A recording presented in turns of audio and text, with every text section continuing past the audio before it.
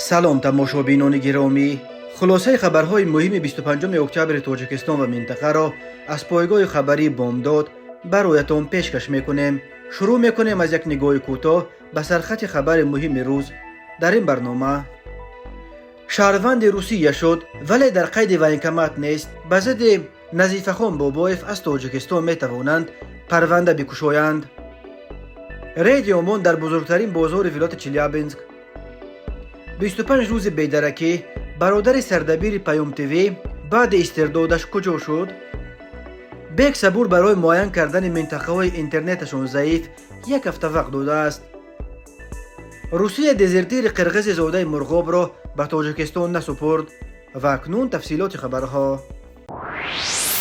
ساکن 35 ساله دهه خشتخان جماعت پانغاز نویه اشت تا حال درباره در کجا نگاه داشتن او به نزدیکانش یگان خبر ندادند. نزدیکان اصلدین شریپوف میگویند تا حال نمیدونند که او بعد از روسیه آورده شدنش کجا شد. اصلدین شریپوف برادر شفقت جان شریپوف معروف با تخلص شفقت محمد سردبیر شبکه تلویزیونی اپوزیسیونی پیام تیوی است. شفقت محمد نیز روز 25 اکتبر سال 2023 در صحبت به پایگاه خبری بامداد از سرنوشت برادرش بعد استرداد او از روسیه اظهار بیخبری کرد و گفت برای کمک در جستجوی او به سازمان‌های بین المللی از جمله به هلال احمر مراجعت کرده است و حالا در صدد مراجعت به بخش شخصان گم شده در سازمان ملل متحد است. شفقت محمد گفت تلاش‌های خویش و تبار آنها برای پیدا کردن اصلدین شریپوف در دوشنبه و خوجند نتیجه نداد، زیرا یگان نهاد تا کنون در دست آنها قرار داشتن او را اعتراف نکرده است. این در حالی است که داستانی روسیه در پاسخ رسمیش به نزدیکان اصلدین شریپوف گفته است که او را به مقامات وزارت کارهای داخلی تاجیکستان سپردند. شفقت محمد افزود که تلاش‌ها برای پیدا کردن یگان ادوکات در تاجیکستان برای حمایت منفعت‌های برادرش نیز به نتیجه انجام یافت. ادوکات‌ها می‌ترسند که پرونده را به عهده بگیرند. میگویند که این پرونده سیاسی است، به ما درد سر می‌آورد، میگوید این ژورنالیست اپوزیسیونر. اصلدین شریپوف سانه 1 اکتبر سال 2023 از روسیه به تاجیکستان استرداد شد. قرار به تاجیکستان سپردن اصلدین شریپوف را به گفته وکیل دفاع او نینا چتورکووا داستانی نویه تاگیلستروی شهر نیژنی تاگیل ولایت سوردلوفسک صادر کرده است. در تاجیکستان اصلدین شریپوف بر اساس قسم دوم ماده 307 علاوه 3 به همکاری با سازمان ممنوع عیبدار می شود. نزدیکانش این اتهام را رد می کنند و می گویند که او یگان فعالیت سیاسی نداشت و در روسیه در ساختمان کار می کرد. به باوری نزدیکانش سبب اصلی تعقیب اصلدین شریپوف این است که او برادر شفقت جان شریپوف معروف با تخلص شفقت محمد سردبیر شبکه تلویزیونی اپوزیسیونی پیام تیوی است. ماده 307 در تاجیکستان به صورت فراوان برای تعقیب مخالفین و دیگر اندیشان و نزدیکان آنها استفاده می شود. مقامات تاجیکستان تا کنون بازداشت و استرداد و پرونده اصلدین شریپوف را شرح ندادند. تلگرام کانال باز یک پایگاه خبری نزدیک به مقامات قدرتی روسیه روز 25 اکتبر سال 2023 خبر داد که ضد نظیفخان بابایف یک جوان 30 ساله از تاجیکستان که شهروندی روسیه را به دست آورده است و خود را در کمیساریات حربی محلی زیستش در غرب شهر مسکو ثبت نام نکرده است می توانند پرونده جنایتی بکشایند. بعضا می نویسد که به ضد یک شهروند روسیه می توانند با ماده سرکشی از خدمت حربی پرونده کشایند. او شناسنامه روسی گرفته است ولی خود را در کمیساریات حربی ثبت نکرده است. بنا به اطلاع بعضا نظیفخان بابایف را در یک بنا در کوچه بالشای اچاکوفسکای پیدا کردند. مفتشان میگویند که بابایف سال 2020 شهروند روسیه شد ولی به کمیساریات حربی محلی ثبت نامش یگان بار نرفته است. اکنون به ضد او میتوانند با اتهام سرکشی از خدمت حربی پرونده کشایند. جزای حد اکثر طبق قسم یکم این ماده تا 2 سال زندان است. خود نظیفخان بابایف و یا ادوکات و نزدیکانش برای شرح مستقیم قضیه دسترس نیستند. این بار اول نیست که کار نظیفخان بابایف در روسیه آمد نمی کند و او گرفتار مشکل می شود. نام او بار اول سال 2014 وقتی که هنوز دانشجو یکی از مکتب‌های عالی روسیه بود به سرخط خبرها افتاد و آن دفعه برای آنکه بروی خط سیاه افتاده از حق بازگشت به روسیه برای ادامه تحصیل محروم گردید. آن وقت تنها با کمک سفارت تاجیکستان در روسیه مقامات این کشور اسم 14 دانشجوی تاجیک از جمله نظیفخان بوبایف را از روی خط سیاه بیرون کرده به آنها اجازه بازگشت به روسیه را دادند. در وقتهای آخر مقامات روسیه نظارت را در مسئله حتما در کمیساریات‌های حربی خود را ثبت نام کردن مهاجرانی که شهروند این کشور شدند شدید کردند.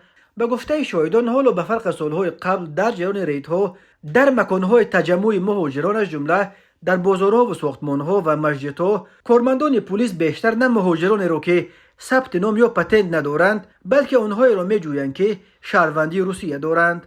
صاحبان شناسنامه‌های روسی را به پلیس و یا راست به کمیساریات حربی برده طلب میکنند که خود را ثبت نام کنند. برخی منصبداران و سیاستمداران روس به مثل رئیس کمیته تفتیشات روسیه الکساندر باستریکین و دپوتات دومای دولتی سرگئی میرانوف دعوت کرده ایستادند که مهاجران را که شهروند روسیه شدند در صورت سرکشی از رفتن به جنگ ضد اوکراین از شهروندی محروم کنند. باستریکین چند پیش طلب کرده بود که در نوبت اول مهاجران را که شهروند روسیه شدند به جنگ ضد اوکراین برند تا که آنها به گفته این منصبدار روس در عمل صداقت خود را به وطن نوشان نشان بدهند. صبح بر وقت 25 اکتبر سال 2023 نیروهای قدرتی ولایت چلیابینسک روسیه به بزرگترین بازار فروش میوه و سبزیجات این منطقه که در شهرک کریمنکول جایگیر شده است فرو ریختند. مقامات حفظ حقوق تا کنون مقصد و هدف این رید و شماره بازداشت شدگان را اعلام نکردند ولی ساکنان محلی به پایگاه خبری اورا رو خبر دادند که نیروهای امان و روزگواردیا تقریباً 100 مهاجر را دستگیر کردند. در ویدیوهای نشر شده دیده می شود که نیروهای قدرتی با شمار زیاد افتازک‌ها و اتوبوس‌هایی که برای بردن دستگیر شدگان استفاده می شوند به بازار آمدند. اگر قبلا چنین ریدها را در روسیه اساساً برای بازداشت مهاجران قانون شکن استفاده می کردند، وقتهای آخر نیروهای امان و پلیس در جریان چنین ریدها بیشتر حجت‌های مهاجران را تفتیش کرده و آنهایی که شهروندی روسیه را گرفتند و خود را در کمیساریات حربی ثبت نام نکردند تفتیش میکنند. بزرگترین بازار فروش میوه و سبزیجات ولایت چلیابینسک تا ماه اوگوست سال 2023 در کناره‌های شمال و غربی مرکز ولایت جایگیر شده بود ولی بعد تصدیق شدن نقشه بنیاد یک میکرورایون نو در جای این بازار قرار شد که بازار را به شهرک کریمنکول به مکان سابق بعض میوه و سبزیجات کوچاندند. یک قسم ساکنان کریمنکول به کوچاندن بازار به این شهرک مخالفی کرده از جمله افزایش یافتن روی ماشین‌ها، بریدن چند هکتار جنگل برای جایگیر کردن بازار و در اینجا کار کردن صدها مهاجر اساسیای مرکزی را دلیل می آوردند. ساکنان حتی به رئیس کمیته تفتیشات روسیه الکساندر باستریکین که با موقع آشکارای ضد مهاجران نام برآورده است مراجعت کرده از وی حمایت خواستند.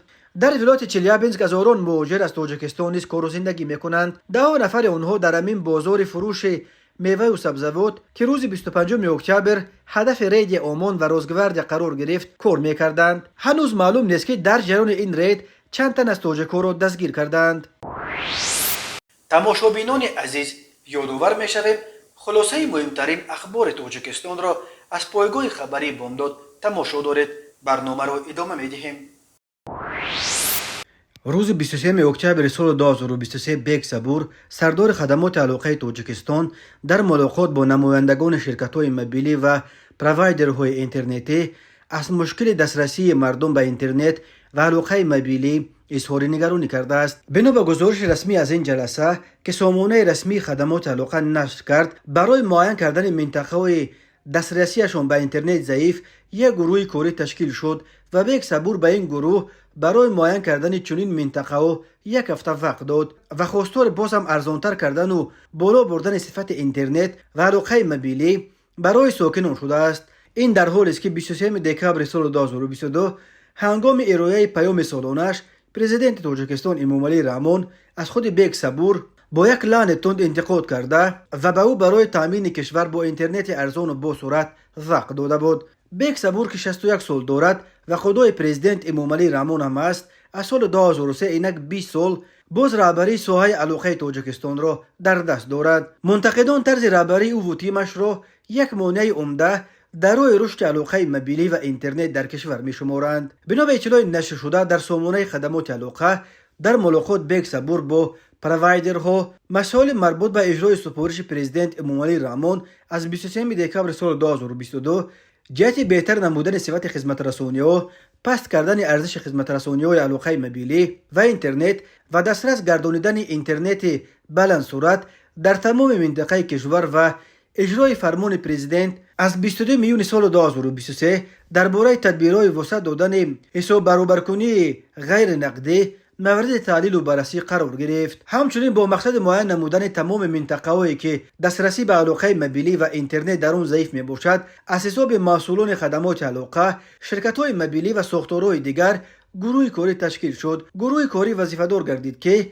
در دوام یک هفته حسابات مکمل به خدمات پیشنهاد شود. بک صبور از مسئولین خواسته است که پس از پورا معین گردیدن این گونه منطقه‌ها مشکلات علاقه موبیلی و اینترنت در کوتاه‌ترین مهلت برطرف شود. مسئله دیگر با فرا رسیدن فصل زمستان تامین دائمی ایستگاه‌های موجوده علاقه موبیلی در تمام گوشه و کنار مملکت بود. طور در وخوری ذکر گردید که در این زمینه از مشتریان عریضه و شکایت‌های زیاد میرسد. ساکنان از آن شکایت دارند که با برابر قطع شدن انتقال برق، موجگیرهای شرکت‌های موبیلی نیز از کار میبرایند و آنها نه فقط از اینترنت بلکه حتی از دسترسی به علاقه موبیلی محروم میشوند. در این مورد همکاری زج با برق تاجیک ضرور دانسته شده. شرکت‌های موبیلی موظف شدند که تمام تلاش‌ها را به خرج دهند تا اهالی در فصل سرما نیز شبانه روز با علاقه موبیلی و اینترنت تامین باشد. در آخر بک صبور به مسئولین هدایت داده است که جهت رسیدگی به عرض و شکایت مشتریان علاقه موبیلی و کاربران اینترنتی از تمام گوشه و کنار کشور چاره‌های قطعی اندیشند. روسیه درخواست تاجیکستان برای استرداد ای نامزاده نویای مرغاب را که به فرار از ارتش عیبدار می شود رد کرده است. در این باره روز 24 اکتبر سال 2023 اداره امبودسمن یا حقیقتچی قرقیزستان خبر داد. این یاد گفت که حقوق ای در نتیجه اقدامات مشترک اداره حقیقتچی وزارت خارجه و کنسولگری قرقیزستان در نفس بیسک دفاع کرده شد و آنها به مقامات روسیه تمام دلیل‌ها برای رد کردن درخواست استرداد به تاجیکستان و آزاد کردن شهروند قرقیزستان را ارائه کردند. ای اصلا قرقیز بوده در دهه مرغاب تاجیکستان به دنیا آمده است و سال 2013 به قرقیزستان کوچید. در اینجا بعداً به دلیل اصل قرقیزی داشتنش شهروندی این کشور را به دست آورده است. او 10 سال تمام در قرقیزستان به سر برد و تن و امسال به نیت مردکاری به روسیه رفت، ولی هنگام عبور مرز آن کشور با قزاقستان دستگیر شد. بنا به مواد پروندهش به ضد ای هنوز سال 2013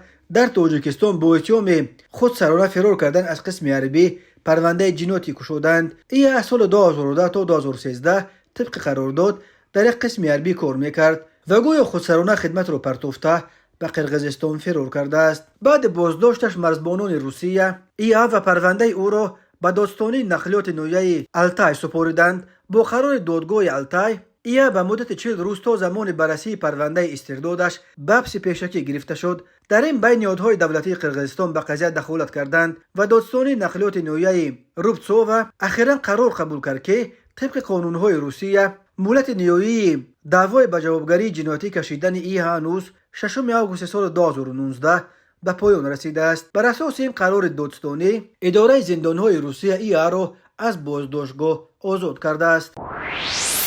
ضمن برگزار نمودن چهاربینی‌های اپراتیوی جستجویی از جانب کارمندان میلیشیا، نابالغ 15 ساله ساکن شهر دوشنبه با گمان صادر نمودن جنایت افباشی دستگیر شد. گمان بر شونده شب 22 اکتبر سال 2023 تخمینا ساعت 23 دقیقه هنگام در کوچه مایاکوفسک قرار داشتنش به یگان اساس از حیثیت افباشی با نابالغ 15 ساله ساکن پایتخت مناقشه نموده با کارد یک مرتبه به پشتش زده است. در نتیجه جبر دیده جراحت جسمانی برداشته است. از روی حادثه مذکور تفتیشات ادامه دارد. به شعبه وزارت کارهای داخله در شهر وحدت با عریضه زن 27 ساله ساکن شهر مذکور مراجعت نموده است که در دوام ماه‌های سپتامبر اکتبر سال 2023 شخصان نامعلوم به طریق پنهانی به منزل استقامتیش در آمده از داخل جزدان جواهرات گوناگون طلایی را دزدیده از جای حادثه غیب زدند. ضرر رسانی شده 18000 سومانی را تشکیل می‌دهد. در نتیجه گذراندن چهاربینی‌های اپراتیوی جستجویی از جانب کارمندان میلیشیا، دو نابالغ دختر 15 ساله ساکن همین شهر همچون گمانبر در صادر نمودن جنایت دزدی دستگیر کرده شدند. اوید بین حادثه تفتیشات ادامه دارد.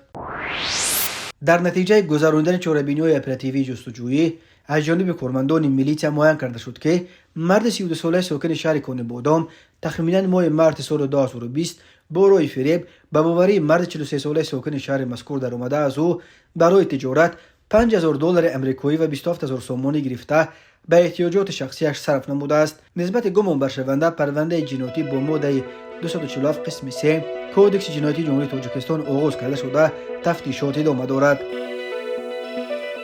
تماشابینان عزیز و گرامی، این بود مرور به خلاصه چند خبر مهم امروز تاجیکستان. خبر و گزارش های بیشتر از تاجیکستان و درباره تاجیکستان و اطراف آن را در سامانه پایگاه خبری بامداد در این نشانه پیگیری نمایید: www.bamdad.com. خوش باشید.